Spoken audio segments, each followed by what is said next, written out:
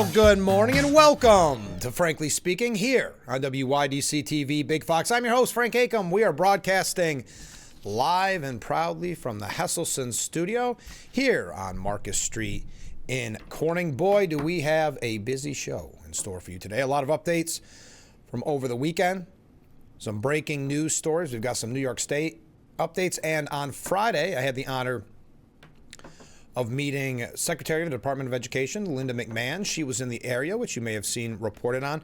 Well, I had the opportunity to ask her a question about the America 250, which is a celebration of America's 250th birthday, and how that correlates with the education system. We'll be talking with her. Just a quick question in the 7 o'clock hour. First, comment from a viewer. You hear the words due process. This came in after Friday's broadcast. Was due process used when all these people came into our country? No.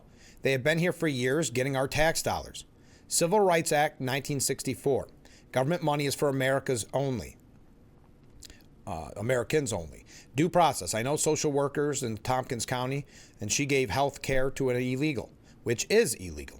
Civil Rights Act 1964. Americans only. People in that office should be fired. Due process. Thank you very much from that viewer. I know we have big music fans in this audience. We talk music every once in a while. And I'm sure you undoubtedly heard by now, but it's worth mentioning in case you did not, that Bob Weir, guitarist and founding member of the Grateful Dead, has passed away at the age of 78. Now, it came as quite a surprise to the Grateful Dead community.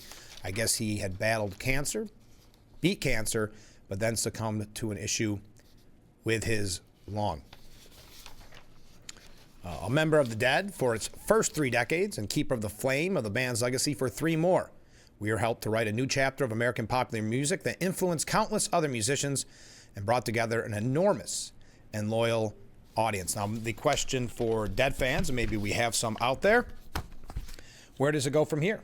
I mean, I know you have the drummers that are left, but that's it. And of course, you know that Bob Weir was touring with John Mayer, with Dead and Company. So is this kind of the end of an era, or will someone like John Mayer keep carrying the torch? That's the question many are asking now. Okay, an update coming in late last night. A suspicious object was discovered during a security sweep at Palm Beach International Airport ahead of President Trump's departure from Mar-a-Lago on Sunday, prompting the Secret Service to adjust the presidential motorcade, its route. The discovery did not disrupt Trump's travel schedule, officials said, as agents evaluated the item and made security adjustments out of an abundance of caution. According to a press release by Carolyn Levitt, during advanced sweeps of PBI Airport, a suspicious object was discovered by U.S. Secret Service. Further investigation was warranted, and the president's motorcade route was adjusted accordingly. This kind of ties in with this threat from the left. We've seen so much violence coming from the left, and unfortunately, it has prompted, and I'm going to talk more about this later on, but Congressman Langworthy, you may have seen this breaking news from over the night, where here's the statement from our Congressman Nick Langworthy, who was, of course, a part of that tour and a part of that program with Linda McMahon. But he said in a statement coming in late last night, "The safety of my staff and the constituents we serve is my top priority. Due to repeated credible threats and calls for violence directed at me and members of my staff, starting Monday, my Jamestown district office will remain closed. I'm working closely with U.S. Capitol Police and local law enforcement to address these threats and to ensure appropriate security measures are in place. While the physical office will be closed, my team will continue to assist constituents remotely, and all of our offices' services will remain available. I appreciate the understanding and cooperation of the community as we take these necessary steps to protect everyone involved. We will provide updates regarding the reopening of the Jamestown office as more information becomes available. Now, we've heard of those threats made to Congressman Langworthy, specifically at that Jamestown office. We've reported on it in the past. And it's a shame. I know not everybody understands kind of the congressional office and what it's like. As someone that worked in a congressional office for a short period of time, but still did, I've seen really lives changed by the help of those in the office, the caseworkers, I've seen people that struggled with their VA benefits or Social Security benefits or getting a passport or these type of things. And really, through the help of the caseworkers and Congressman Langworthy, those issues were rectified, they were fixed. And I saw, as I said, lives changed. People break down in tears as the congressman helped break through the bureaucracy and the red tape. So it's a real loss. Now, I know, as he said in his statement, they'll still be working hard for the constituents, but it is a real loss to the people of Jamestown, especially those of an older demographic who may not be able to be as efficient with a computer, having an opportunity to go in person, hand the paperwork in, sign the release forms, these type of things. So the real threat of violence coming from the left is troubling, disturbing, and it is at this point now affecting people's health and lives. Also yesterday, it was reported, no way to segue between these, the U.S. Attorney's Office for the District of Columbia has launched a criminal investigation into Federal Reserve Chair Jerome Powell, probing doubts surrounding his congressional testimony on the renovation of the system's Washington, D.C. headquarters. The inquiry will focus on the accuracy of Powell's congressional testimony when he was characterizing the size and price of the renovation, according to the New York Times. Powell confirmed in a statement that the Department of Justice served grand jury subpoenas to the Federal Reserve, which, quote, threatened a criminal indictment related to his testimony, end quote. The Fed's two main office buildings, located in D.C.'s Foggy Bottom neighborhood, started the pricey $2.5 billion, yes, with a B, renovation back in 2022. That's when it started, $2.2 billion. The project is wholly funded by the system at no additional cost to taxpayers. The central bank covers all its own expenses through its own revenue, not congressional appropriations. That revenue is drawn from interest earned on government securities and fees charged to financial institutions. Powell previously told lawmakers that no one wants to do a major renovation of a historic building during their term in office. We decided to take it on because, honestly, when I was the administrative governor, before I became chair, I came to understand how badly the building really needs a serious renovation, adding the building is not really safe. Republicans have accused Powell of lying to Senate committees about luxury features that would be added during the renovation, including private VIP dining rooms and an outdoor terrace. White House officials claim the project would rival the Palace of Versailles in inflation-adjusted construction costs. Now, Powell is accusing the Trump administration of political intimidation. He claimed without evidence that the inquiries into the renovations and his testimony were merely pretexts for political interference in monetary policy. Quote, this is about whether the Fed will be able to continue to set interest rates based on evidence and economic conditions, or whether instead monetary policy will be directed by political pressure or intimidation, said Powell. Now, President Trump denied any knowledge of the investigation, telling NBC News, I don't know anything about it, but he's certainly not very good at the Fed, and he's not very good at building buildings. No, I wouldn't even think of doing it that way. What would pressure him is the fact that the rates are far too high. That's the only pressure he's got in reference to, is he using this as kind of a pressure campaign? But again, Powell saying that it is a form of intimidation. Now, we're going to go breeze through some things quickly. Comment from a viewer. Good morning, Frank. Well, good morning. I'm a little disappointed I missed your public service announcement, or I would have joined the march on Market Street to protest ICE on Saturday. That's sarcasm. Yes, I would have happily announced it if I was aware. I didn't learn about it until after the broadcast. I heard later in the afternoon that there were planned protests on Saturday. I guess I'm not in the loop with some of those organizations that plan those types of marches. I did see some video of it. I did see some people that participated in it. Looked like a decent maybe crowd, not a huge crowd. I don't know what they were putting the numbers at, so I'm not going to speculate because I wasn't there. But yes, there were anti-ICE protests on Market Street, and it happened throughout the country too, these anti-ICE protests. So it should come as no surprise, because if you recall at the beginning of Trump's second term, especially when it was getting summer and the weather was beautiful, these organizations were holding protests against Trump. I want to say it was Easter. There was it 3 in 1 week? It was outlandish. They started doing it every week. I think the numbers started dwindling, especially as summer came and people could find better things to do than march down Market Street with signs. But they had this kind of no ICE, no Kings protest on Saturday. If you happen to drive by, if I would have, I probably wouldn't have drove by, but if you did drive by, what were your thoughts? What did the numbers look like? We're going to go through a couple quick things. Yes, I do have a Greenland update, a couple Greenland updates.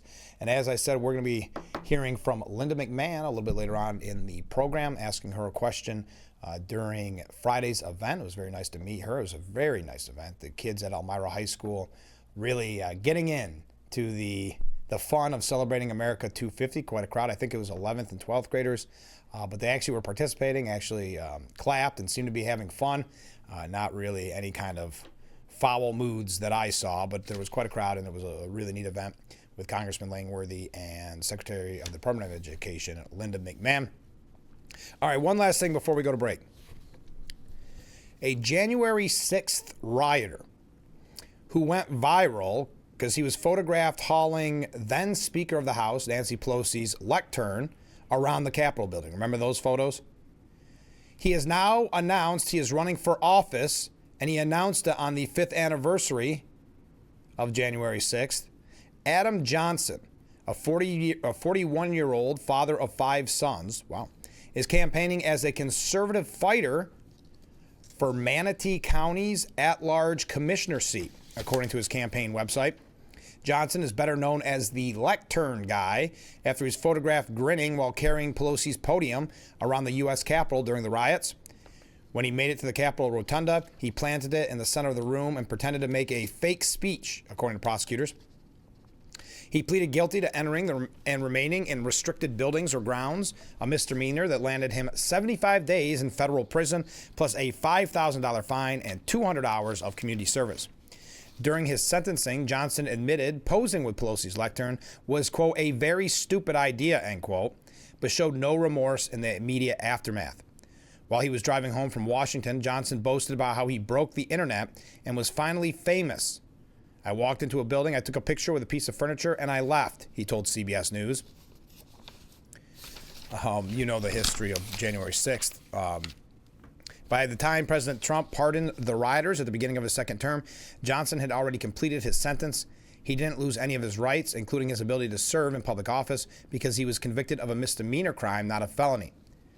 Johnson said the filing to run on January 6, 2026 was not a coincidence and was good for getting the buzz out there. His campaign website is riddled with complaints as he's grown tired of watching MAGA principles get ignored at the local level. He's running because conservatives deserve leadership that actually fights for them. Real conservative leadership that exposes corruption, protects taxpayers, and puts residents over special interests. Adam can't be bought, he can't be bullied, and he won't back down from exposing corruption wherever he finds it. He told the outlet that his psychology degree makes him the perfect person to deal with crazy people and cited his church work as hallmark of political preparedness. Another January 6th alum, if you want to call him that, Jake Lang, is running for Secretary of State Marco Rubio's vacant U.S. Senate seat in Florida. He was charged with assaulting an officer, civil disorder, and other crimes before he was pardoned by Trump. 3 other convicted January 6 rioters tried and failed to run for Congress back in 2024, all as Republicans. So there you are, just something that came across my desk. Running a little bit late. Keep those waves, keep those comments coming in. Did you see the anti-ICE rally in Corning? Did you happen to drive by? Your thoughts. Stay with us. We'll be right back with Frankly Speaking here on WYDC TV. Big Fox.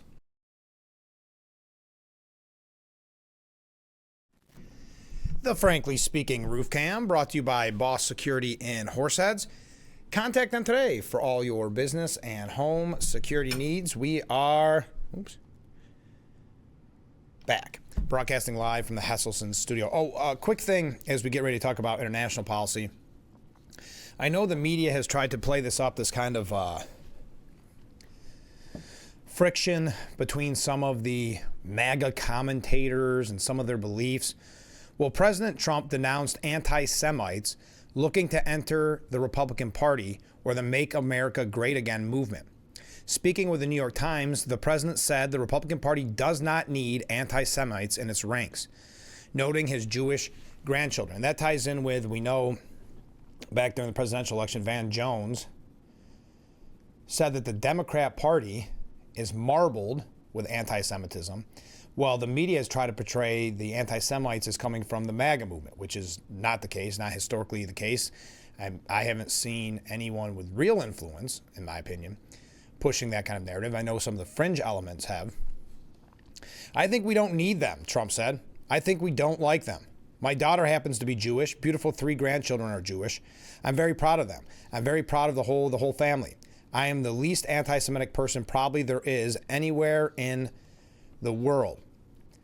He was asked about the prevalence, and I don't know this guy, and I know I'm not playing naive or ignorant. I know his name because the media suggests that he is basically the leader of MAGA beside Trump. I've never seen any of his commentary, but it's Nick Fuentes, an avowed Hitler apologist. Trump said that he knows little about him, adding that he only came to Mar-a-Lago once as a guest of Kanye West without his knowledge. I had dinner with him one time where he came as a guest of Kanye West. I didn't know who he was bringing. He said, "Do you mind if I bring a friend?" I said, "I don't care." And it was Nick Fuentes. I don't know Nick Fuentes. He was also asked about the future of the Republican Party and potential nominees. The president said it was far too early.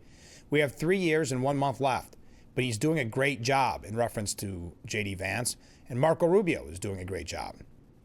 I don't want to do that, but they have great strengths, but somewhat different, but they're great. They're both doing a great job. I couldn't be happy with either of them. Okay, let's get to everybody's favorite. It's time to talk a little bit about Greenland. The Telegraph out of the United Kingdom says that Denmark's race to defend Greenland and why it may be too late.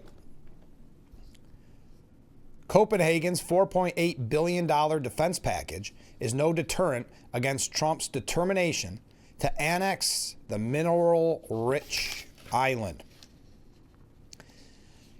It would certainly be outrageous if Denmark, under pressure from the U.S. to show it can defend Greenland or risk losing it, had only bothered to knock together a dog sled this year. But in reality, Mr. Trump was, because that's in reference to, Trump said Greenland's defense is 2 dog sleds. This is just one piece of a wider $4.8 billion defense package earmarked by Denmark to address Trump's complaints that it fails to protect its territory from Russia and Chinese ships in the Arctic region. Denmark has pledged to station a radar system in eastern Greenland, as well as 5 new inspection ships to replace the aging Thetis-class vessels, a Poseidon-type patrol aircraft, and 4 long-range MQ-9B Sea Guardian air drones. The thinking in Copenhagen was that if huge amounts of new kit were rushed to Greenland, then Mr. Trump might back off his insinuation that the Danes cannot be trusted to protect it. Yet Mr. Trump, who seems determined to annex the strategic island with its rare earth minerals, might have a point about Greenland's weak defense after it emerged on Friday that none of this military equipment will be ready until the year 2031. To make matters worse, even if the delivery of the equipment were to be accelerated, and some items on the list ironically came from U.S. suppliers, none of those Danish ships and aircrafts would be much use in defending Greenland from a U.S. invasion or a coup in the island's capital. It appears to be a case of too little too late for Denmark, which has prepared the generous defense package to appease Trump's concerns about its Arctic structure posture against threats from Russia and China. Yeah, so Trump saying in that article, that opinion piece, too little too late, but Trump said the U.S. must acquire Greenland, not lease it, arguing the Arctic territory lacks defense, and warned that Russia or China would move in if Washington does not act. While speaking with reporters on Air Force One, and I see he was very busy on Air Force One, a lot of interviews, he was asked about Greenland and whether the U.S. had made an offer to acquire the territory from Denmark. He said, "I haven't done that. Greenland should make the deal because Greenland does not want to see Russia or China take over. Basically, their defense is 2 dog sleds. You know what? You know what their defense is? 2 dog sleds. In the meantime, you have Russian destroyers and submarines and China destroyers and submarines all over the place. We're not going to let that happen. And if it affects NATO, then it affects NATO. But you know, they need us more than we need them. I will tell you that right now." The president was also clear that his administration is not talking about leasing Greenland in a short-term deal, but only about acquiring the Danish territory. If we don't do it, Russia or China will. And that's not going to happen when I'm president. Now, here's another example. If we do annex Greenland, under the Trump administration. Don't you see, we talked about when he builds the ballroom, the next Democrat president will tear it down. Wouldn't you see that the next Democrat president, whatever that may be, giving back Greenland to Denmark? Doesn't that just seem like something that would happen because of kind of the Trump derangement syndrome that so many talk about? Now, Greenland, the leaders there said, we don't want to be Americans, we don't want to be Danes, we want to be Greenlanders. Greenland's future will be decided by the Greenlandic people. The statement also criticized Washington's rhetoric towards the island. As Greenlandic Party leaders, we would like to emphasize once again our wish that the United States' contempt for our country ends. Okay. Donald Trump, now this too is out of the United Kingdom. Take this with a huge grain of salt, but this was reported last night by the Daily Mail out of the United Kingdom, that Donald Trump has ordered his Special Forces commanders to draw up a plan for the invasion of Greenland, but is being resisted by senior military figures, according to, again, the Mail out of the United Kingdom. Sources say the policy hawks around the president, led by political advisor Stephen Miller, have been so emboldened by the success and capture of Nicolas Maduro that they want to move quickly to seize the island before Russia or China make a move. British diplomats believe that Trump is also motivated by a desire to distract American voters from the performance of the U.S. economy before the midterm elections later this year, after which he could lose control of Congress to the Democrats. I think that's a little presumptuous, meaning that that's why he would do that with Greenland this early on this year, and the economic numbers are looking better. So I think that's maybe a little disingenuous. But they're saying that this move would be the end of NATO, but as Trump said, if it affects NATO, it affects NATO. According to the sources, again, anonymous sources speaking for some reason to the Daily Mail, the president has asked the Joint Special Operations Command to prepare the invasion plan, but is being resisted by the Joint Chiefs of Staff on the grounds that it would be illegal, it would not be supported by Congress.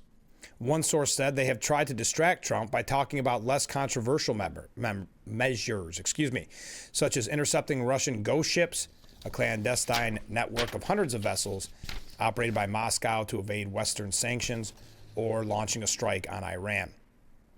Diplomats have wargained what they describe as an escalatory scenario under which Trump uses forces or political coercion to sever Greenland's link to Denmark. One diplomatic cable describes the worst-case scenario as leading to the destruction of NATO from the inside. Some European officials suspect that this is a real aim of the hardline MAGA faction around Trump. Since Congress would not allow Trump to exit NATO, occupying Greenland would force the Europeans to abandon NATO. If Trump wants to end NATO, this might be the most convenient way to do it. Now, under the compromise scenario, Denmark would agree to give Trump full military access to Greenland and deny access to Russia and China. Although America already has free access to the island, it would be put on a legal basis. Your thoughts on that? Again, take it with a huge grain of salt. For domestic political reasons, Trump can start with an escalatory scenario which shifts to a compromise scenario. European officials fear that for Trump, the window of opportunity before the midterms is closing in the summer. Therefore, action is expected sooner rather than later. The NATO summit on July 7th seems like the natural timing for a compromise deal. The current concerns about an invasion are driven by the most extreme views coming from Stephen Miller. The UK's position will be key, whether it sticks closely with European allies or breaks ranks to sanction Trump's approach. The generals think Trump's Greenland plan is crazy and illegal, so they're trying to deflect him from other major military operations. They say it's like dealing with a 5-year-old. So that's the typical anonymous source quotes. That one coming out of the Daily Mail out of the United Kingdom. Again, you've heard me say this a million times. Just because you sweep the floors at the Department of Defense doesn't mean you're an insider. But they'll say, we spoke with somebody at the Department of War, and they said X, Y, and Z. Well, that anonymous source, as I said, could be the janitor, could be underling, way underling. But I thought I'd pass that along to you. Anyway, now when we come back, some more international issues. We do have a few New York State issues. Governor Hochul's State of the State speech coming up is it today or tomorrow? I think it might be tomorrow. We also have a few things here locally that are worth commenting on. So keep your waves, keep your comments coming in on this Monday morning edition of Frankly Speaking here on WYDC TV. Big Fox. We'll be right back.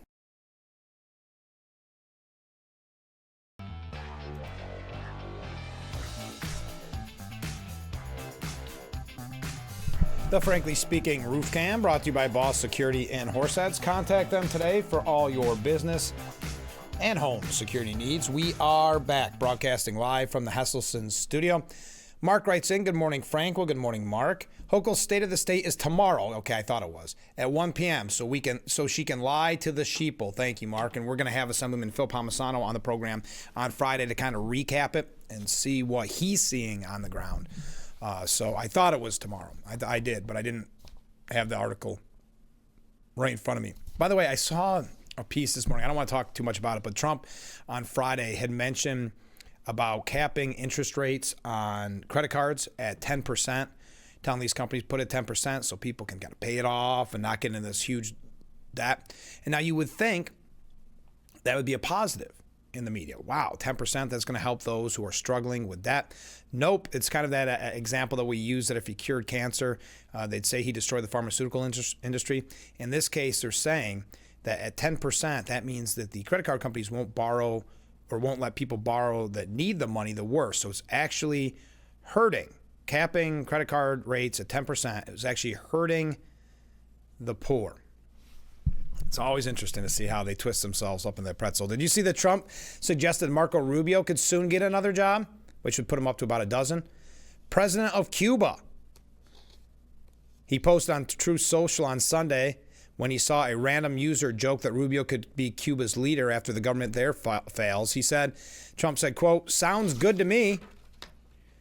Now, if you haven't been following along, if you're not a big internet or social media user, Rubio has been kind of a star of memes where they show him in different outfits and the different tough jobs that Trump has put on his plate. They are pretty hilarious.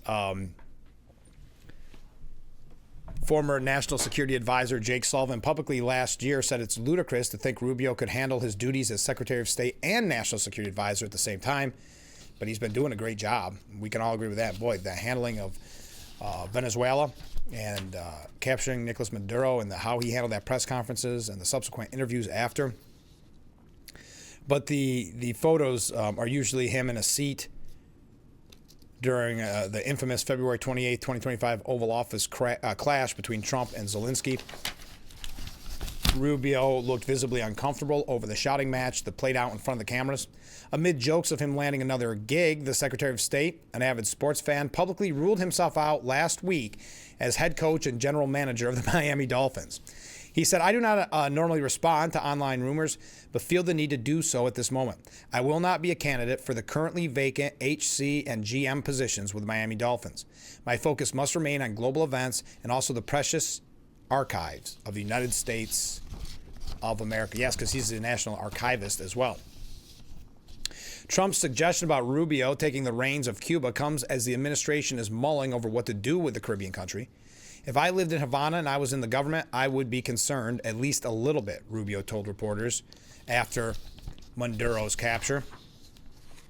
The Secretary of State has underscored Cuba's influence within Venezuela and the fact that some of those guarding Maduro during the raid were Cubans. Boy, it's interesting to find out about those raids. Did you read that piece? I don't have it in front of me, but it was just like a handful of American troops wiping out so many soldiers. Not necessarily, there was quite a few killed Venezuelan soldiers, but also just the technology that we're learning about that the United States have is so superior. Some of the soldiers on the ground saying the rest of the world should be scared. There's nothing like it they've ever seen. I guess there's some weapon that they use that makes these soldiers on the ground, these Venezuelan soldiers and elsewhere, start to bleed from the nose, headaches, vomiting, these type of things. It was really interesting. But on Sunday, Trump put Cuba on notice, declaring there will be no more oil or money going to Cuba from Venezuela and urging Havana to make a deal before it is too late. Cuba lived for many years on large amounts of oil and money from Venezuela. In return, Cuba provided security services for the last two Venezuelan dictators. Venezuela doesn't need protection anymore from the thugs and extortionists who held them hostage for so many years. Venezuela now has the United States of America, the most powerful military in the world by far, to protect them, and protect them we will. So there's your update on that. Paul, man, I am running so late this morning because I want to talk about Iran. Paul DeConoy writes, now is the time to seriously consider giving Cuba's communist thugs a final shove into the dustbin of history? Cuba looks like it's ready to fall, Trump told reporters yesterday. As the free world basked in the news of the president's ouster of Maduro, reporters wondered where Trump might project American power next. Colombia, Mexico, Greenland, they were all mentioned. Regarding Cuba, however, the president seemed ready to wait for the isolated island nation's communist government, now deprived of Venezuelan oil, to power its creaking electricity grid, and ancient American cars, to collapse on its own. But as Secretary of State Marco Rubio has hinted, musing that he would be concerned if he lived in Havana and was in the government there, the time has come to give Cuba's communist thugs a final shove. Cubans have suffered in poverty, despair, and terror ever since Fidel Castro entered Havana 67 years ago. Decades of American sanctions, the abrupt cutoff of Soviet aid in 1991, and extreme deprivation in recent years have not dislodged the regime, which holds a monopoly of force and relies on unfettered KGB-trained brutality to lord over its fearful populace. In a country that already routinely lacks electricity 18 hours a day, cutting off Venezuelan oil won't make Cuba's malevolent masters more likely to cede power. It will only make them more desperate to hold on to it. One should never underestimate the ability of a totalitarian regime to remain in power even under the most brutal economic conditions, said former CIA station chief in Havana. Simply put, the regime has the guns, the people have empty hands and empty stomachs. Recall how the commie relics reacted in July of 2021 when the biggest Cuban protests in a generation poured into the streets to protest devastating shortages of food and medicine. Mass repression quickly followed, with hundreds of Cubans jailed after secret trials or simply made to, quote, disappear. Now, without getting into this, because it is quite a lengthy piece, he says, with momentum on his side and an international community that could do little more than whine in protest, President Trump should take down Cuba's regime now and free its people from their decades-long nightmare. Now, Paul D. Conoy is the president of the Palm Beach Freedom Institute. There you go. All right, we're going to talk about Iran when we return. Stay with us. This is Frankly Speaking here on WYDC TV, Big Fox.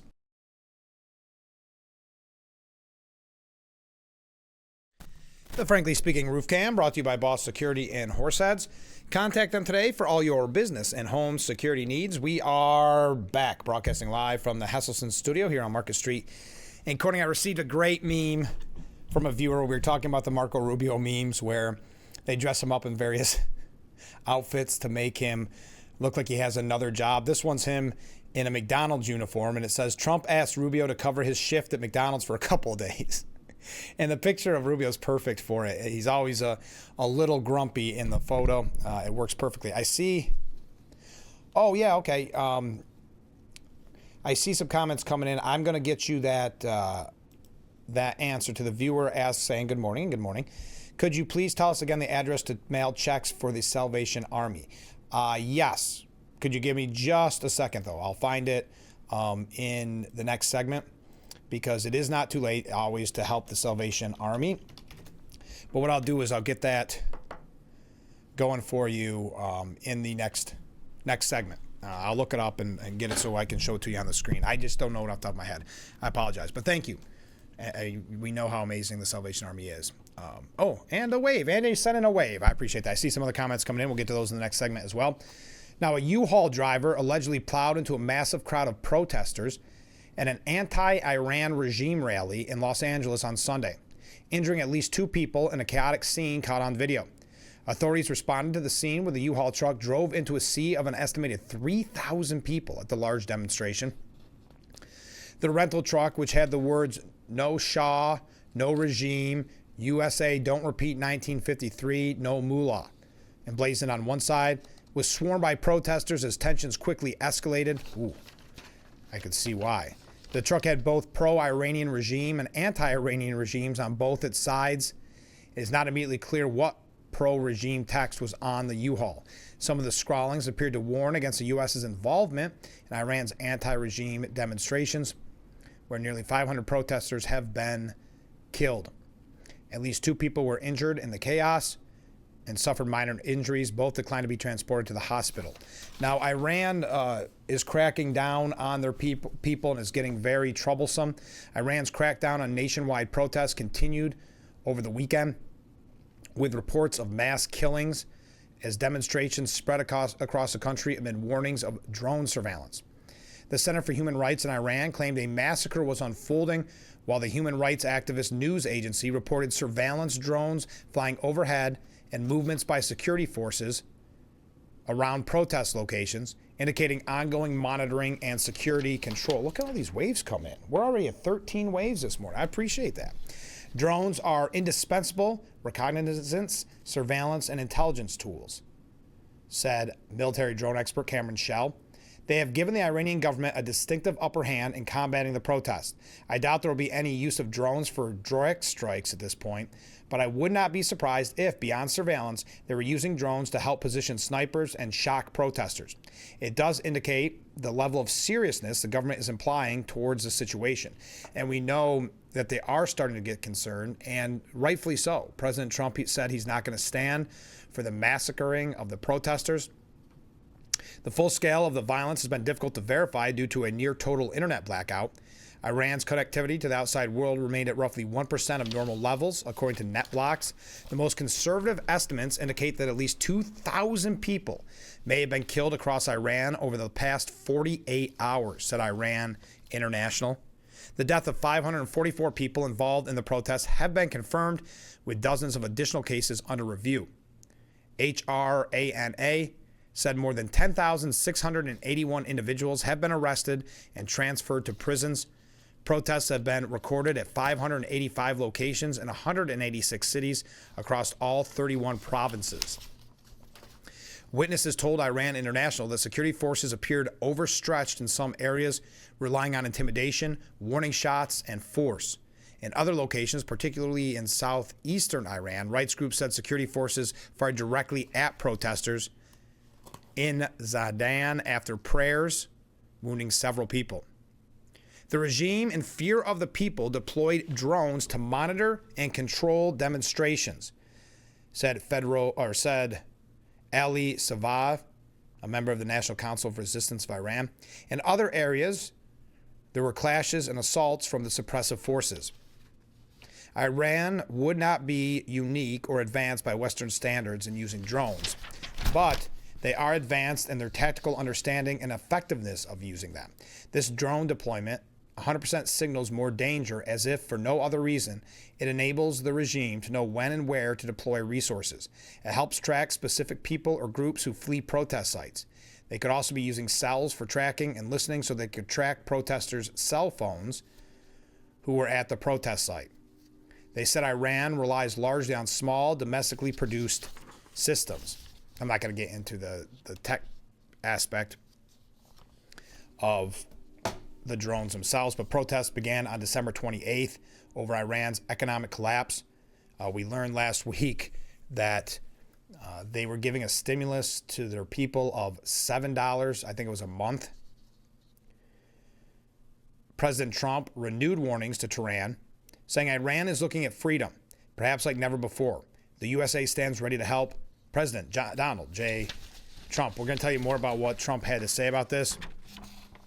Trump also said the protesters appear to be gaining ground in some cities and warned Iranian leaders not to begin shooting demonstrators, saying, we'll start shooting too. So we'll tell you a little bit about what Iran had to say, a little bit about what Trump had to say. We're moving right along. Coming up in the next hour, as I said, I had the pleasure of speaking just quickly with the Secretary of the Department of Education, Linda McMahon. She was in our area at Elmira High School to celebrate America 250.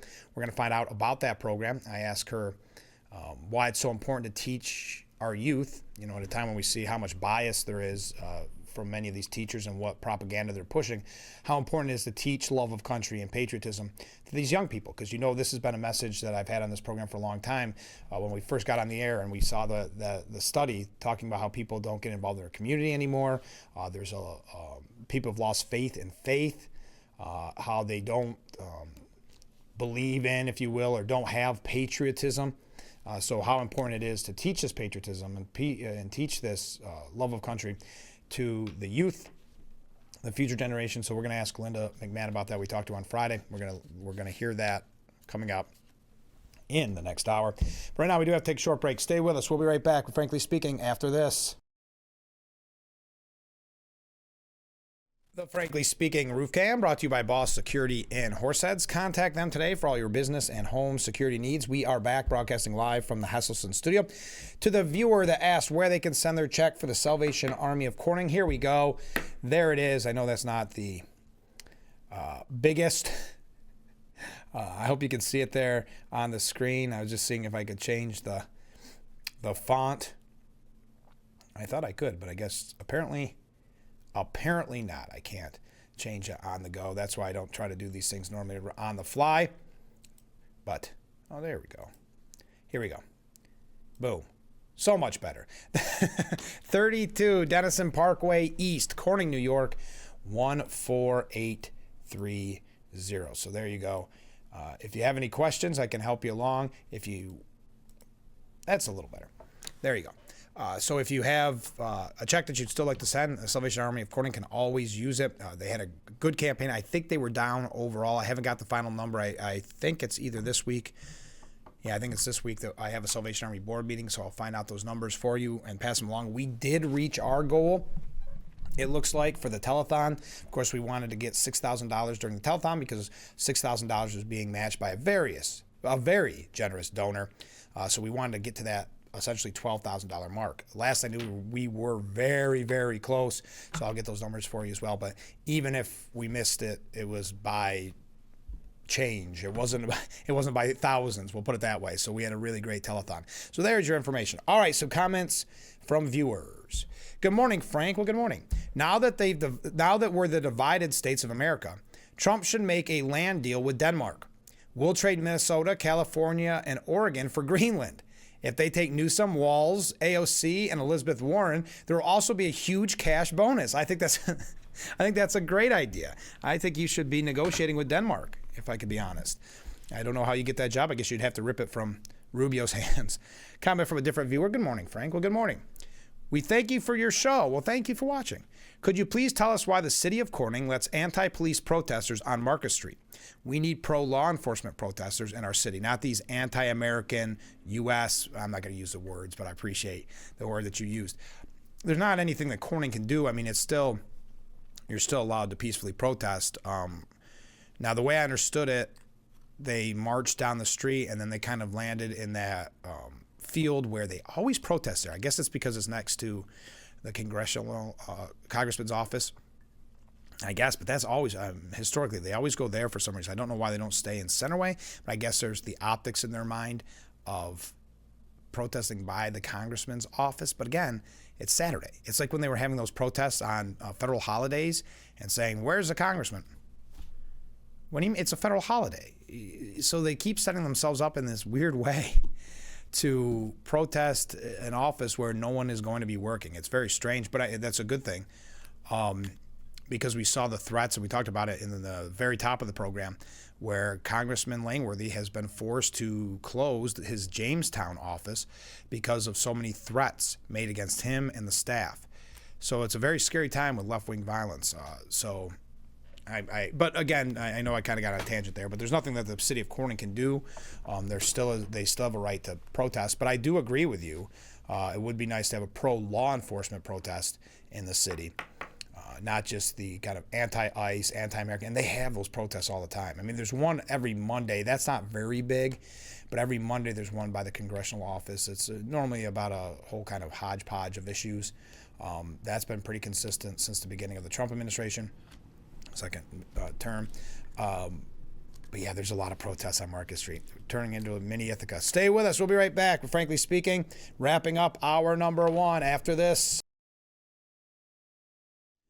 The Frankly Speaking Roof Cam, brought to you by Boss Security in Horseheads. Contact them today for all your business and home security needs. We are back broadcasting live from the Hesselson studio, wrapping up hour number 1 with these great viewer comments. First up, speaking of peacefully protesting, why are objects allowed to be thrown at ICE officers, such as ice balls, snowballs, bottles, and the like, such as we've been seeing in Minnesota? That doesn't sound too peaceful to me. I agree wholeheartedly. That is not peaceful protest. As a matter of fact, if you read and see some of the coverage in the media, it's okay to actually nearly run one over as a protester, and it would still be considered peaceful. That the ICE officer is the bad guy in that scenario, according to media accounts. Comment from it. So they're not peaceful protests. Simple as that. Thank you. Comment from a different viewer. Thank you for your patriotism. Well, thank you. That's so kind of you. I appreciate that. And a comment from a different viewer. Have you mentioned it yet, Frank? Today is Rush Limbaugh's birthday. He would have been 75. I wonder often what he would have to say of today's world. 5 years since he died, there is nobody who is even close. I could not agree more. I had not mentioned it yet. Didn't even pay attention that today was January 12th for whatever reason. Would have been 75. It's hard to believe that's been 5 years, little under 5 years since we lost him. I think it was in February, right? Unbelievable. There is no one even close. As a matter of fact, I think it's really even hurt the radio industry and the kind of the talk format. They're still very popular throughout the country. But, you know, the kind of the staple, the cornerstone that was always there reliably that you could tune in, Rush Limbaugh. Of course, when that went away, a lot of people changed their listening habits. So, yes, thank you for refreshing our memory. Today would have been Rush Limbaugh's 75th birthday. We're going to talk a little bit more about Iran, but I do want to talk about Minnesota, of course. But there's just a couple things on Iran that I have to mention in the next hour. As I said, we will hear from Secretary of the Department of Education, Linda McMahon, in the next hour. She was kind enough to answer my question at that America 250 rally at Elmira High School on Friday. So we'll hear what she had to say about the upcoming celebration for America. Keep these great comments and all these waves coming in, and we'll be right back with Frankly Speaking, hour number 2. Here in just a bit. Do I have any announcements that I need to make? No, I think I'm good because I do actually have a second. Iran threatens preemptive strikes against Israel and U.S. bases. They did somewhat walk that back later in the day. Speaking during a session of parliament broadcasted live on Iranian state television, the speaker said Israel, which he referred to as the occupied territory, as well as U.S. military centers, bases, and ships, would be considered legitimate targets in the event of an attack on Iran. We do not consider ourselves limited to reacting after the action. We will act based on any objective sign of threat. So threaten to preemptively strike. Oh, hey, coming up in the next hour, we're going to hear Ken's recap of the Sunday shows. Ken, I thought you were giving up on them. I thought your New Year's resolution was no more Sunday shows. We look forward to it. Well, it's helpful for us. I don't want you to stop watching it. You do the dirty work none of us want to do, so I appreciate it, Ken. We're going to read that at the top of the next hour. So stay with us. Hour number 1 in the books. Hour number 2, mere moments away. We'll be right back.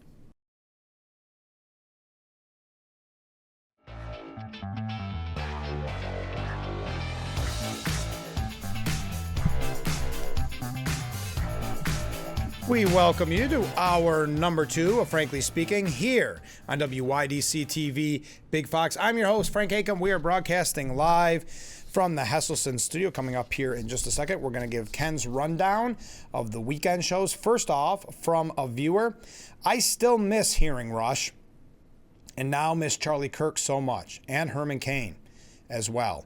All fantastic humans and a big void for me. I with you 100%. I miss that noon. It was like clockwork, right? I'm not saying you could catch it every day, but there's nothing better than sitting there and turning on the radio, especially if you had work to do or you were making a long drive and turning on Rush from noon to 3. I did not have an opportunity to listen to Charlie Kirk's show all that much, but I heard fantastic things about it. Herman Cain was a great program. He wasn't on for too long. Had the opportunity to meet him in Ithaca, of all places. What a wonderful guy. Herman Cain was nice. I interviewed him, I want to say once, but it might have been twice on my old radio broadcast. Just a down-to-earth, wonderful guy. And I haven't thought of him in a little while. So thank you for sending that in. And yes, today would have been Limbaugh's 75th birthday. Hard to believe. All right, Ken writes in, on Meet the Depressed, Tom Homan was on. Welker did her best to paint ICE as being out of control. Tom stated the facts and wouldn't enter into her hyperbole. You can put Democrat Senator Chris Murphy's name into the 2028 Democrat presidential primary. Oh, really? He's got that kind of delusions? On Meet the Depressed, he did more than his Democratic duty, bashed the entire Trump administration. Minneapolis Mayor Jacob Frey was on. He also did his Democratic duty of bashing ICE and the Trump administration. What a joke this guy is. Yeah, his only real claim to fame is that he swears a lot. Anyway, one of his most erroneous comments was that he is very proud of his city's sanctuary policies because his city has only had 2 murders so far this year. For anyone that didn't watch, the panel earned their money. They did the usual Trump bad, Trump bad, Trump bad chant. On This Week with George Stephanopoulos, or Snuffleupagus, Martha Raddatz opened with stating that a mother of 3, a citizen, was shot and killed by an ICE agent. Democrat Senator Tina Smith said that the Trump administration is fomenting violence and she won't fall into doing the same thing, as she bashed Trump and called ICE lawless and praised the protesters. Obama's head of ICE tried to push the idea that Trump's ICE has changed not how ICE typically engages the community. Rand Paul was on. He did his usual for and against Trump. On To Face the Nation, Brennan had Ilhan Omar on. She told a story of masked men stopping cars and violently pulling citizens out of their cars. She said that the mother of 3 that was killed by ICE was scared and trying to get away, and that what she was doing was acceptable. She said that there was no justification to have ICE in the city or stop federal funding. Brennan said that CBS did their own investigation and found no fraud in the child care community. Really? Unbelievable. Is that the one where they made the phone call and one person said there wasn't and they were happy taking it at that? And notice they've used what happened in Minneapolis to no longer report on the fraud. Boy, that's amazing that they can lie straight to you with that. I saw Ilhan Omar, basically said that the ICE agent jumped in front of the car just so he could shoot that protester. Continuing, though, with what Ken had to say. Energy Secretary Chris Wright was on mainly to discuss Venezuelan oil. Brennan tried to get him to say Trump is taking the oil for his personal and his supporters' enrichment. He explained in detail the facts and that what she was saying was not true.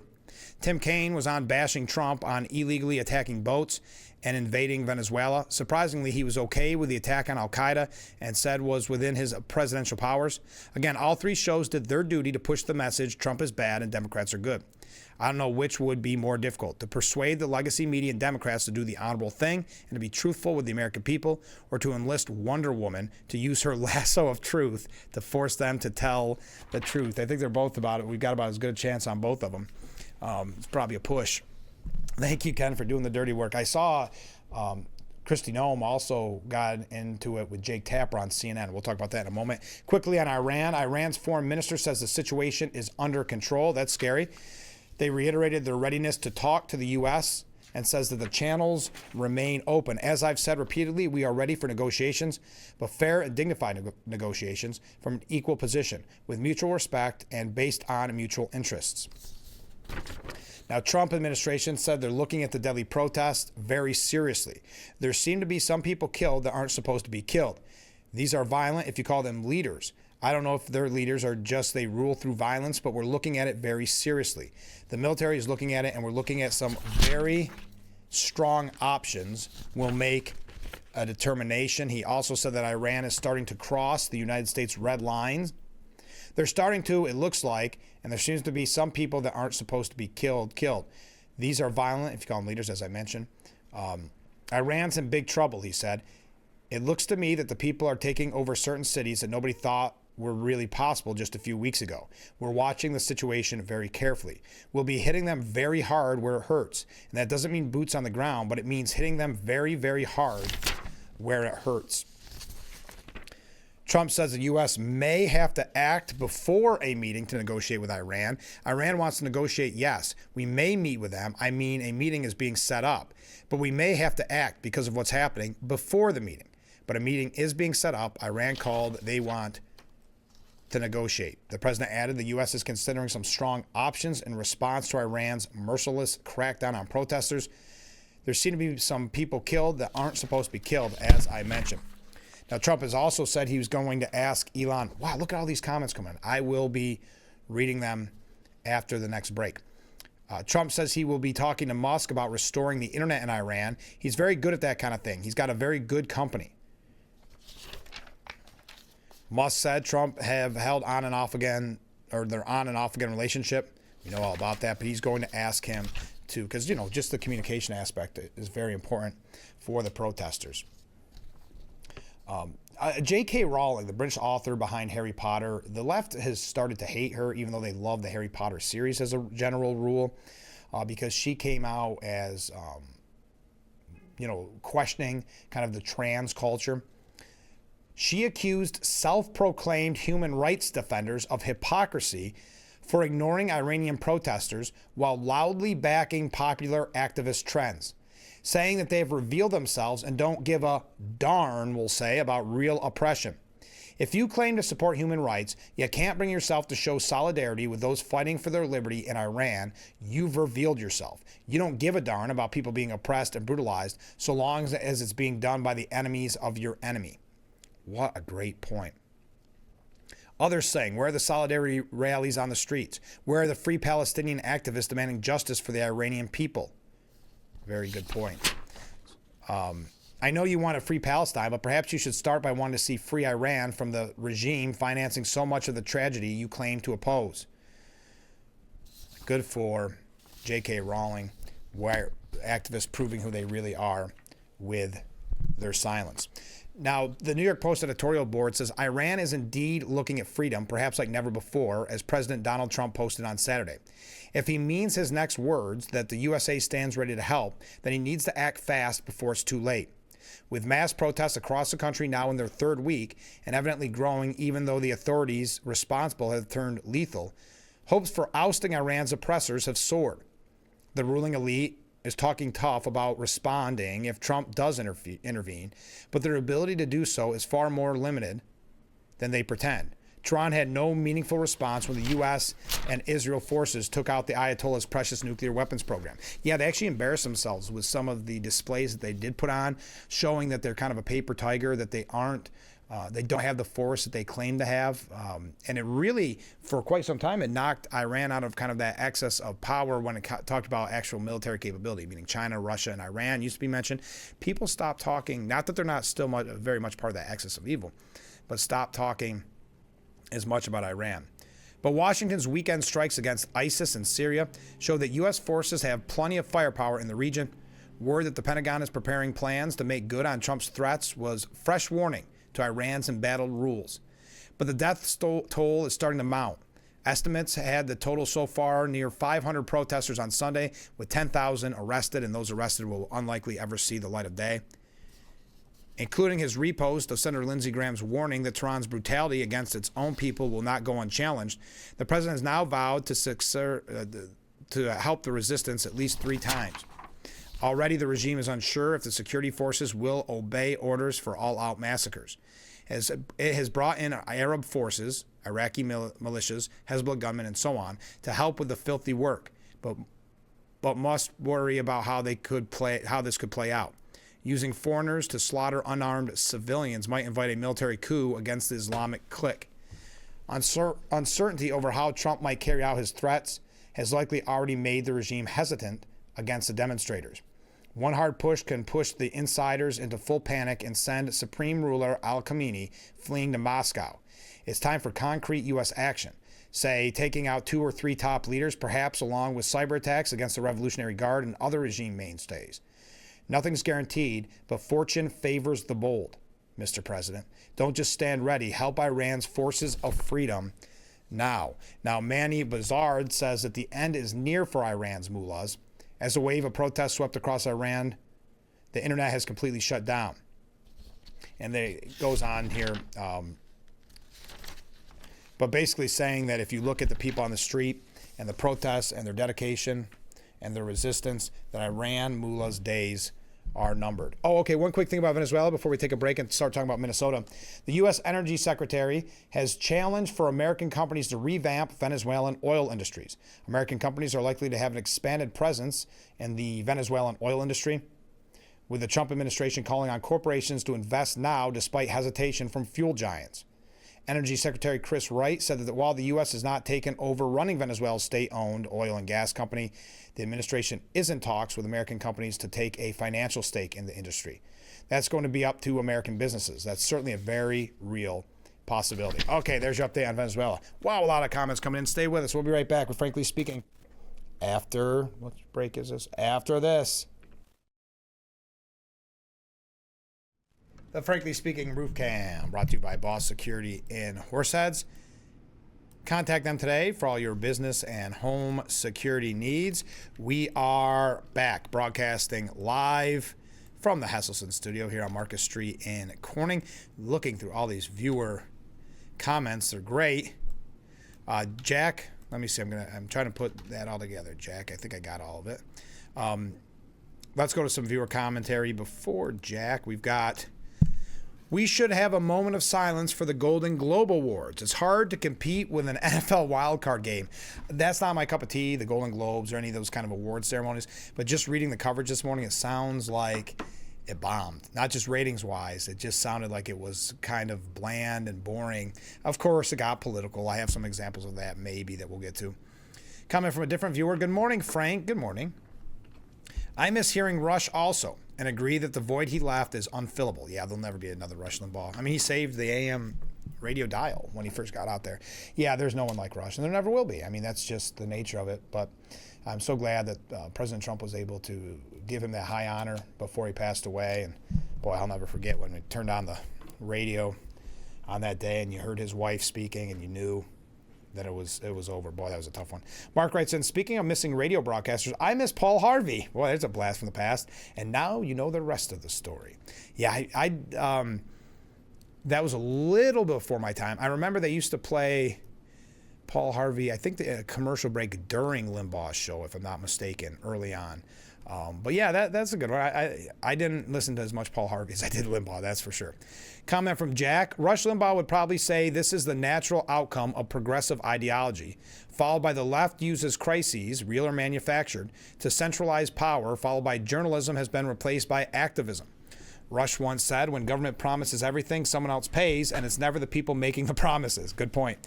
Jack continues, Rush will always be with us in some form, whenever government gets out of whack. He has been missed but not forgotten. God's gift of political sanity and meaningful commentary. I agree, Jack. It's a tough one, and I'm glad the viewer sent in that today would have been his 75th birthday. Hard to believe.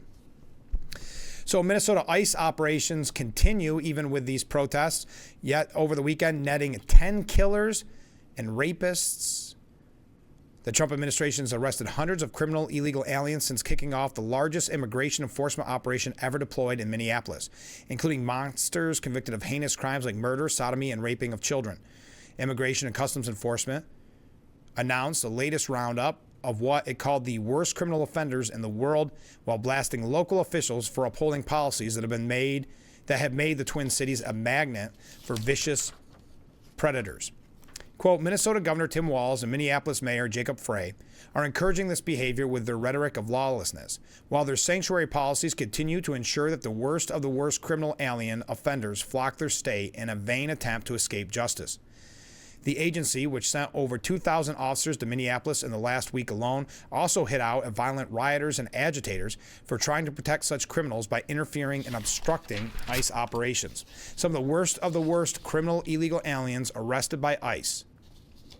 I'm not going to go through each one. I could give you their whole story. I don't think you want that. It's pretty graphic. But now in New York City and throughout, we talked about it. If you're just joining us, there were anti-ICE protests here in the city of Corning on Saturday. Someone asking why I didn't promote it. I would have been happy to promote it. I didn't know what was happening. I didn't hear about it until after Friday's broadcast. I am not in the loop in some of those groups that organized said protests. But in New York City, anti-ICE protests drew about 2,000 people. One demonstrator saying, I'm here today to overthrow Trump's Gestapo, which is ICE. Everything, there's nothing new under the sun. Everything gets so cliche, doesn't it? Renee Good was murdered by ICE, and you're asking me if we think it's okay to meet them with violence? Yes, said one demonstrator. They are kidnappers. If violence is what they understand, speak in the language that they understand. So threatening violence against ICE officers. Despite the violent rhetoric, the demonstration remained raucous but peaceful throughout late afternoon. But this was happening throughout the country. Again, I was not in the loop. But happening throughout the country, these protests right here. Corning, I'm guessing. They normally do one in Corning and then hop over to Elmira so they can have big numbers. I don't know if that happened this time. Now, billionaire Bill Ackman, he left a hefty $10,000 donation on GoFundMe for the ICE agent who fatally shot Renee Nicole Good. And we talked about this last week, but you know they are trying to destroy that ICE agent. He has been doxxed by some in the media, mostly out of the United Kingdom. So his information, his family's information, these type of things are now out there. And that's done so that he's unfortunately harassed, intimidated, or, God forbid, even worse. So billionaire Bill Ackman gave $10,000, a donation on the page set up for Jonathan Ross, who federal officials said was the Immigration and Customs Enforcement officer who fired fatal defensive shots at the anti-ICE protester and mom of three, boasts a top donation from a man named William Ackman. After hours of online speculation, Ackman came forward saying, "I am a big believer in our legal principle that one is innocent until proven guilty. To that point, I supported the GoFundMe for Jonathan Ross and intend to similarly support the GoFundMe for Renee Good's family. Her GoFundMe was closed by the time I attempted to provide support." The GoFundMe supporting Good's widowed wife and her children was closed by the organizer after it received more than $1.5 million in donations. Ackman said the whole situation is a tragedy, and an officer doing his best to do his job, and a protester who likely did not intend to kill the officer, but whose actions in a split second led to her death. Our country is stronger if we work together to resolve the complex issues that are tearing us apart. Now, as I mentioned, as Ken was we're going to take a break. Keep all these great comments coming in. But Ken had done the recap of the Sunday shows. Well, Kristi Noem clashed with Jake Tapper over the Minneapolis shooting. We're going to talk about that. As I mentioned, we do have some New York State issues to get to as well. So we'll probably talk a little bit more about Minnesota. When we come back, we're going to hear from Secretary of the Department of Education, Linda McMahon. I had the opportunity to speak with her on Friday at just an amazing event. If you didn't see the coverage of it, she was in town for America 250 event, which I didn't realize, but America 250 has some connection to Turning Point USA, Charlie Kirk's organization. But this is to celebrate America's 250th birthday, if you will, and some of the neat activities surrounding it. Well, Linda McMahon was at Elmira High School. They had a really fun program. I'll tell you more about it before we play her clip in the next segment. So stay with us. We will be right back with Frankly Speaking after this. The Frankly Speaking Roof Cam, brought to you by Boss Security in Horseheads. Contact them today for all your business and home security needs. We are back, broadcasting live from the Hesselson studio. Some comments from viewers. Liberals and Democrats might want to watch what they wish for. According to their philosophy, people should be able to drive through protesters blocking streets. This is something that will happen. It's not good. It happened with that Iran protest. Was it New York or LA? LA. Yeah, the calls for violence are disturbing. Okay. Comment from a different viewer. What would Rush say about the Renee Good incident? I think he might suggest tongue-in-cheek, noting the demographic of the anti-ICE agitation. Okay.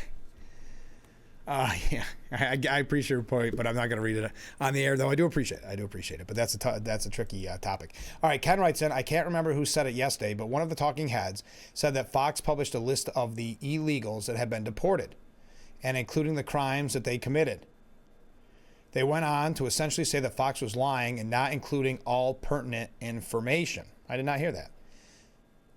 I should have added the Fox was just appeasing their viewers, is what they were saying. Oh, interesting.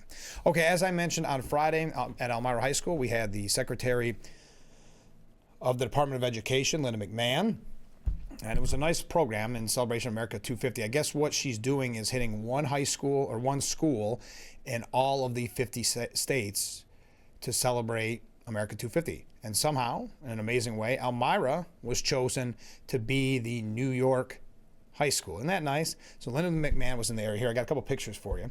There she is giving her speech at Elmira High School. History rocks in the background, and there's a lot of American flags. I was a little bit far away, so you can see it's a little bit blurry. And then there she is with Congressman Nick Langworthy. Nice pictures. Okay, so I had the opportunity because we like to get interviews on this program. I had the opportunity to speak with her, just a quick little response, but asking her about America 250. How important is it to teach the love of country and patriotism to the young people in the education system, especially during the 250th anniversary? It's incredibly important. What I found when I've been traveling the country, and even before that in reports, that kids don't know civics. They don't know about our country. We've stopped teaching civics. And it's one of the things that I'm really focusing on, and also focusing on literacy, because kids also can't read. Only 30% proficient in 12th grade and 8th grade.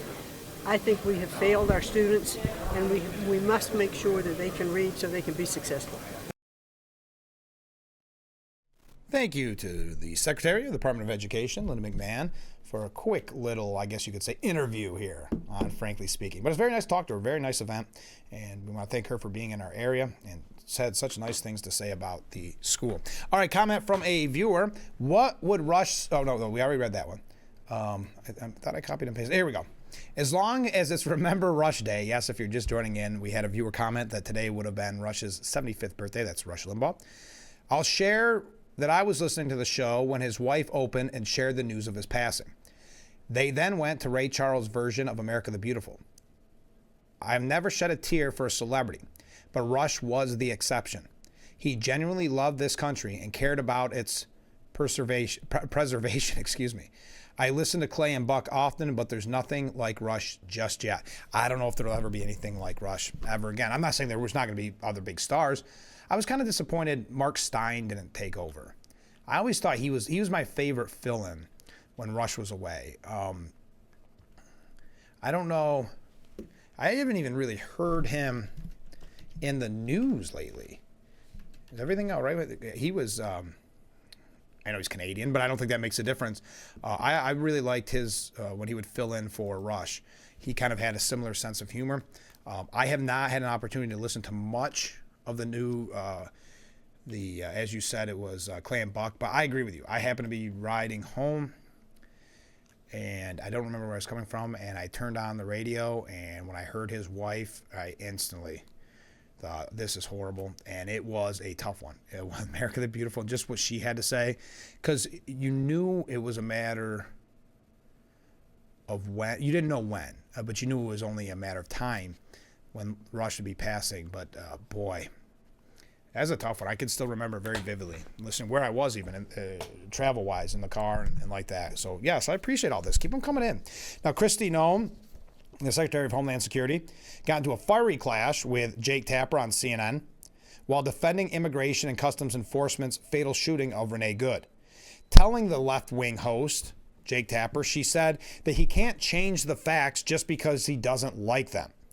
Tapper grilled Noem about how she could make swift conclusions, such as calling Good a domestic terrorist and defending ICE officer Jonathan Ross just hours after the shooting. Noem said, everything that I've said has been proven to be factual.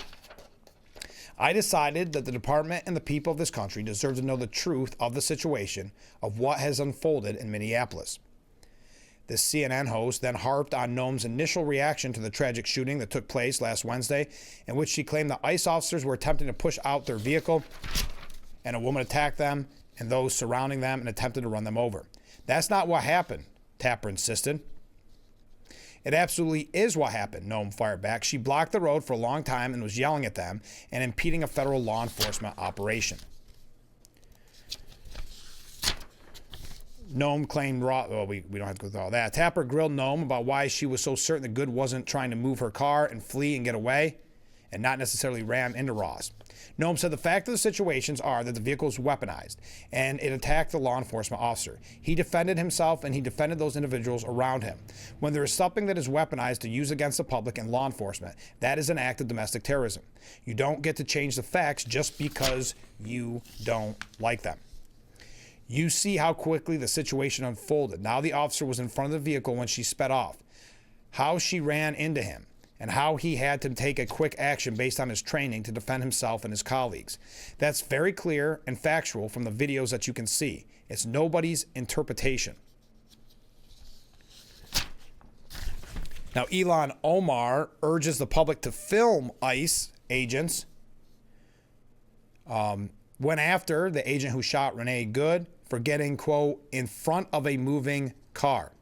It is really important for Americans to record to create the level of accountability and transparency that we need, Elon Omar said. Now, keep in mind, this is great for Elon Omar news-wise. Same with Tim Walz, because it gives the media an opportunity to not cover their scandal, their fraud scandal. So this is a story that gets to erase that from the media for them. What we've seen in Minneapolis is ICE agents oftentimes jumping out of their cars. These are unmarked cars. Oftentimes they're wearing a mask. They're approaching, running toward cars. Ross did not have a body camera because the agency still is in the process of deploying them. Omar accused the Department of Homeland Security of lying repeatedly about high-profile ICE raids. Renee Nicole Macklin Good, as you hear her say, she's not mad. She's sitting in her car, peacefully waving cars to get by. You see the other officer, who could clearly see the car is moving, move toward the front of the car. If they're saying that he was 10 years of service and is trained, he should know that you shouldn't be trying to get in front of a moving car. Wow. We could see that the videos that have been produced so far that there are describing is really not what has taken place. This level of rhetoric is not justifiable to the American people. There are ways to investigate fraud, which we have been doing in Minnesota, which the federal government has been doing under the Biden administration. There's no reason for them to use this level of rhetoric. What they're doing is creating confusion, chaos, trying to intimidate people from being able to exercise their regular, normal activities. Now, Rachel Maddow equates Trump's administration's reported immigration plans to World War II era internment camps. She was on, I don't know where it was. She was on Jimmy Kimmel. Yeah, that makes sense. She said, so in World War II, there was a racial decree from our government that said not just people who were immigrants from Japan and therefore Japanese citizens, but Americans born here, U.S. citizens, if they were of Japanese descent. If they had any Japanese racial lineage, they were expelled from the west coast of the country, and more than 120,000 of them were locked up for years. It's something that was so hard to believe like 10 years ago looking back, and now it's not as hard to believe, is it? Kimmel said. What? Like 10 years ago? Was that when you just first learned about that, Kimmel? About the Japanese internment? The Washington Post just reported an internal document in the administration that say that they want a series of temporary relocation camps where they're going to hold people for weeks, and then they're going to send them to about 10 big warehouse-style facilities where they're going to hold up to 10,000 people at a time. That's exactly the structure they used for Japanese-American incarceration during World War II. Maddow claimed that the Trump administration was stripping away the rights of citizens by defining people as no longer protected by the U.S. Constitution. Judd Apatow, during the Golden Globes, which I'm sure you did not watch, he's a director, Judd Apatow, he said we're a dictatorship now. I've had a beef since my film Trainwreck lost Best Comedy to The Martian.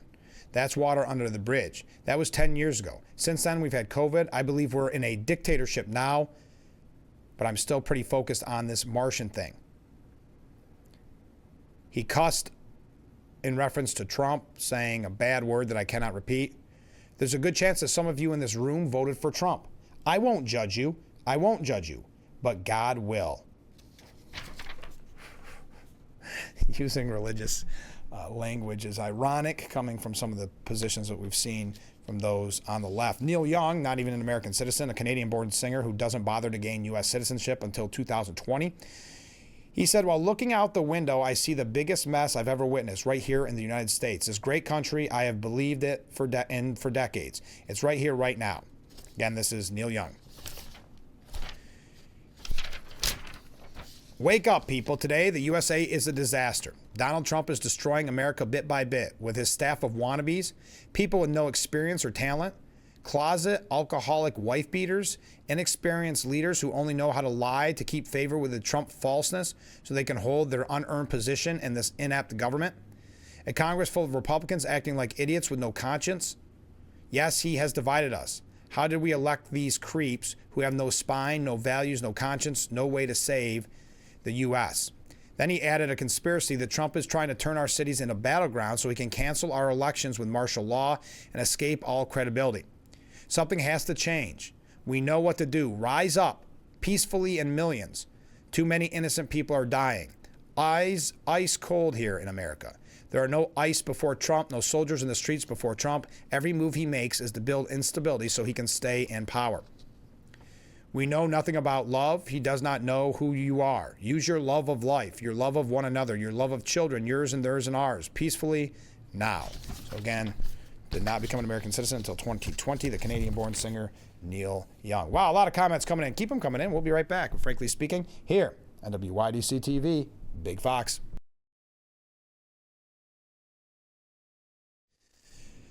The Frankly Speaking Roof Cam, brought to you by Boss Security in Horseheads. Contact them today for all your business and home security needs. We are back, broadcasting live from the Hesselson studio. You guys are talkative this morning, and I love it.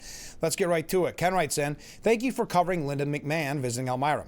One of the 6 o'clock news stations interviewed her, but couldn't show us the interview because the data card in the camera malfunctioned. Ooh, that's tough. Let's see. Yeah, I'm trying to think if there's any big question takeaways. They were all pretty much about America 250 or about the Department of Education in general. I wanted to ask because I just kind of tried to instill that idea that, patriotism in young people, what a great idea. I mean, I wasn't saying it in a negative way. I think it's wonderful. And I will say the students at Elmira High School did a fantastic job. You know how sometimes high school kids can be too cool for school, and they think rolling of the eyes. They actually participated. We had to leave because of filming issues at one part during their contest because you're not allowed to film the young kids without parental permission, all that. So I get that, but we missed some of the game. But I got to talk to. Something when Joe Sempolinski was there, and I got to talk to him after, and Chris Friend, and they were saying that the kids really did a good job, and they had to know their history, whether it was American history or New York history, and then a team got up on stage. They created a team out of that, and they competed against each other, and they won hats, and it was really good. And I didn't see too many people acting as if they were too cool for it. I mean, their chorus did an amazing job with the Star Spangled Banner. Just hit it out of the park. I think there's 5 or 6 kids singing it. And you never know if some of the kids going to protest or some kid's going to, hold the American flag upside down because they had American flag placard things. And I didn't see any of that. I'm not going to say there wasn't, but it was really encouraging to see that they participated in this and showed their respect for the Department of Education Secretary. So thank you. Comment from a different viewer. I guess I don't understand reading levels are very low. How? Can't be here in Corning District with all the money we're paying. As for the woman that was shot, if she was leaving, why was her mate not in the car? That's a fair point. Comment from a different viewer. The ICE agent in front of the car involved in the shooting did have a body cam. He was hit by the car. The footage is out there. Thank you very much. Mark writes in, to me, the people supporting illegals are not any more U.S. citizens, and they are going against the law, just like the illegals did by entering our country illegally. Thank you, Mark. Comment from a different viewer. Did you see that Governor DeSantis is going to open another ICE facility in Jacksonville? No, I missed that. Do they have a name for it yet? Comment from a different viewer. So I have a local concern and wonder if Wegmans is also using their surveillance that I've heard is and has been happening in Manhattan and other locations. I value my privacy, what's left of it. I think it's overreach and unnecessary. It's ironic that we are allowing big businesses to invade our privacy, but the same businesses want to defund police and not arrest the criminals. Help me make sense. All I've heard of is about that issue is that it was in Manhattan. That's all I know from that piece that was on Drudge Report. On Empire Report, excuse me. I don't know anything else about it. I can understand you value your privacy. It is tough because, let's face it, there's such a lack of privacy. I understand your point. I mean, it's creepy, right? Sometimes you'll walk into a store and you'll get next time you'll see an ad for that, what you bought or their deals of the day, because every place tracks your information. It's scary. I agree with you. Comment from a different viewer. Oh, Rick writes in. Rick, I'll get to yours. It's long. I'd like to proofread all of them, or read all of them before. I'll read it in the next segment. So Rick writes in a lengthy one, and we'll get to that in the next segment, which is coming right up, as a matter of fact. Trump's deputies are targeting Walz's fraud and migration machine. Treasury Secretary Scott Bessent said, my personal motto and the Treasury motto is move deliberately and fix things. You're not going to see headlines tomorrow. You're going to see them next week. But in a month or a quarter, once we get people in the bear trap, they're not getting out because we will have conclusive evidence to present. I think that they will have to make a plea deal to turn in higher-ups to help us map out how that happened. And again, we're going to make the Minnesota strategy map to the other 49 states. Top Minnesota GOP representative hopes Governor Walz ends his tenure in handcuffs. House Majority Whip Tom Emmer said he has not held anyone in his administration accountable and he's a coward. He refuses to take accountability for himself. I think he should resign. This is so bad, and regardless, I hope he leaves the office in cuffs because what he's done is criminal. Excuse me. So tongue twisted this morning. David Hersani says that the Somali scams expose a toxic brew of wokeness, welfare, and immigration. It's clear that an outsized level of corruption exists among the Somali newcomers in Minnesota. Tax dollars allegedly flow into their centers, etc. That's just what we know from the existing indictments. While most of the reporting not unexpectedly focuses on the fiscal extent of the fraud, there's a broader gnawing crisis, the immigrant reliance on welfare. It's difficult to work out the exact percentage of Somalis who will rely on some form of government handout, but it's extraordinarily high. President Trump shared a graph on social media that showed 72% of Somalis were on welfare. It's unclear where he got those numbers, but it's not beyond the realm of possibility. And he goes through this. This is, again, David Hersani. We're not going to go through all of it because we don't have time, because I just heard the Corning whistle. So keep those comments coming in. Before modern progressivism gained a foothold in our institution, this was a near universal belief in this country that if we are a real nation, then we must admit that our ideas are superior and expect newcomers to embrace them. Self-reliance is one of the vital conditions of a prosperous citizenry. But we also want citizens to share a common set of ideas. Equality, liberty, rights, the rule of law. In that regard, wokeness, welfare, and immigration have been a toxic mix. All right, keep those comments coming in. Getting ready to wrap up today's edition of Frankly Speaking. Boy, it's going fast. About 15 minutes left. Stay with us. The Frankly Speaking Roof Cam, brought to you by Boss Security and Horseheads. Contact them today for all your business and home security needs. We are back, broadcasting live from the Hesselson studio. Let's go to some viewer comments. Rick writes in, good morning, Frank. Good morning, Rick. Well, if Mikado gives up her Nobel Peace Prize, it's a big mistake. Trump hasn't earned it, or he'd have one. Well, he wouldn't have one even if he did earn it. You know that. You know the Nobel Peace Prize is a very political organization. So I don't think even if in your mind, Rick, he earned it, he wouldn't get one. He said no one deserves one more than him. If Mikado gives up her Peace Prize, maybe Trump will finally have his unearned trophy and go away. But Mr. Peace Prize said to Iran he would shoot at them if they shot at their people. And strong-arm Greenland and other countries he's threatened. Doesn't sound very peaceful to me. It sounds like a power-hungry fool. He can't even manage America. Of course, he hasn't put much effort into that. Maybe Trump could get the Peace Prize and a hypocritical dunce hat for photo ops with his consolation prize. To tie this comment in a pretty little bow, Mikado would rather give up her Nobel Peace Prize to a selfish slob in order to lead her country into democracy. Trump would rather have the Cinderella Prize and continue to do little for his country and everything for his bank account and act like a big tyrant. So he's not doing anything for his country, but he's acting like a tyrant. So he's not doing enough or he's doing too much? I'm confused. Trump's big meeting with oil executives was a huge flop. Big Oil says Venezuela oil is uninvestable right now due to the uncertain future of the country. Is that called counting your chickens before they hatch? We can only wonder what's up this week. More than likely, Mr. Peace Prize will start shooting at Iran.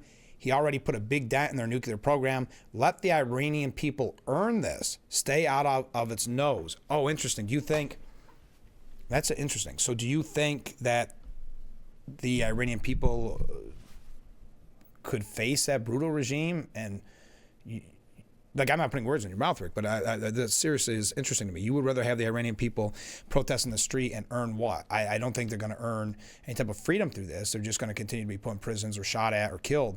So I would strongly disagree that they don't need some American help. And I'm sure the numbers up to 500, up to 1,000 who have been killed thus far and those being in prison would probably agree that something needs to be done. And I don't think the Iranian people can do this or, quote, earn this on their own, depending on what this is, with a brutal regime willing to crack down on its people. But, okay. Comment from a different viewer. Maybe it is in the Panhandle. This is the ICE facilities.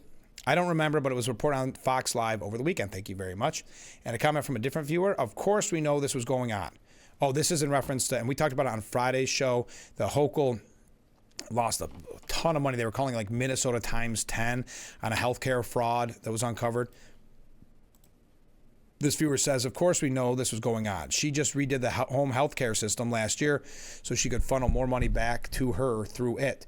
That's in reference to Governor Hochul. Speaking of that, we mentioned Congressman Langworthy has temporarily closed his Jamestown district office due to continued threats and calls for violence against him. Unfortunately, that's a trend, and it's very obviously discouraging. Okay. Nope, let's take a break. We're going to wrap up with some New York State issues. Stay with us. We'll be right back. Get those last second comments in. Frankly Speaking, Roof Cam, brought to you by Boss Security and Horseheads. Contact them today for all your business and home security needs. We are back, broadcasting live from the Hesselson studio. Let's go with some viewer comments. It's just not impossible to get the liberals' mind to understand why there had to be such changes in our society. They back Democrats that don't believe in law and order and just want to take away our First and Second Amendment rights and really don't care what happened to people, which is proven in Chicago over and over again. They would rather stand for criminals and people at defending themselves. Look at Danny Penny and what happened to him. Democrats don't believe you should be able to defend yourself. Look at the laws in New York State. Nothing is really changing on the streets because it's the same people there when we talk about the protest groups. That's why we had mentioned that some of the, quote, Free Palestine people were somehow the same people that were at the anti-ICE rally in New York. Still talking is very weird, but yes, they're these kind of organized groups. Democrats don't want law and order because they're the ones that actually want to have martial law. Thank you very much. Mark writes in, great show today. Keep making America great with your show. Have a great day. Well, thank you, Mark. That's very nice of you. Elected socialists have privately been threatening Hochul if she doesn't fall in line. We had predicted this. We know that she is going to look at taxing the rich. She's already implemented or is about to implement the child health care, child daycare free. Even as Mamdani and Hochul appeared cozy in a photo op this week, other DSA elected officials, Democrat Socialists of America, are escalating attacks and threats on the governor behind closed doors. Ooh. In a private meeting, the Empire State's other elected socialists used much different rhetoric than Mamdani was saying. I'm so excited to fight with y'all in Albany to get them to tax the blanking rich, said Brooklyn State Assemblywoman Farah Souffrant Forrest. I'm here to tell you about the three goons that we need to get the tax the rich. Before slamming Hochul as a multimillionaire who started off cool but then went south. And the two other goons, as per the former nurse, were Carl Hasty and Andrea Stewart Cousins. Anyway, this is going to be interesting. I know she's concerned about a primary challenge or a third-party challenge. You could be seeing that, and that's probably why my theory is she'll cave to the left in most instances. New York City nurses are ready for a strike this morning as their contract talk stalls. 14,000 New York City caregivers ready to walk off the job this morning as contract talks stall. Governor Hochul saying, my team and I have been in regular communications with both New York State SNA and hospital leadership for weeks, and that work has led to real progress. 11 hospital systems have already reached agreements or agreed not to proceed with strikes at this time. While negotiations will continue, we expect strikes to begin at 3 hospital systems in Manhattan and the Bronx. Okay. Comment from a different viewer, as Rush would say, Trump will make America great again. I guarantee it, I'll say. Rush could get away with more than me. Governor Hochul and Bruce Blakeman traded some barbs at a Long Island event over the weekend. This, I think, was on Friday. Blakeman said, here on Long Island, people are generally happy, but as I travel around the state, there are regions that aren't very happy. They're miserable. They feel like the state government has let them down, Blakeman said. When you see what's going on in the city of New York, they're basically in turmoil right now with an administration that is antithetical to the values that we have here on Long Island. As Blakeman walked off the stage, he and Hochul were spotted by the New York Post shaking hands briefly as she walked on, clearly prepared to get some licks in of her own. Anyway. Good piece at the New York Post. Soaring teen crime, a message for Hochul. Fix, raise the age, and save New York's kids. That's it for today's edition of Frankly Speaking. Oh, it also sounds like Andrew Cuomo's getting a radio show, a weekly radio show. That was another New York update. Thank you for all the comments. What a great show this morning. Really appreciate it. Kicking off the week with all the waves, all the comments. We'll be back tomorrow morning starting at 6 a.m. for Frankly Speaking. Only on WYDC TV, Big Fox. I look forward to it already.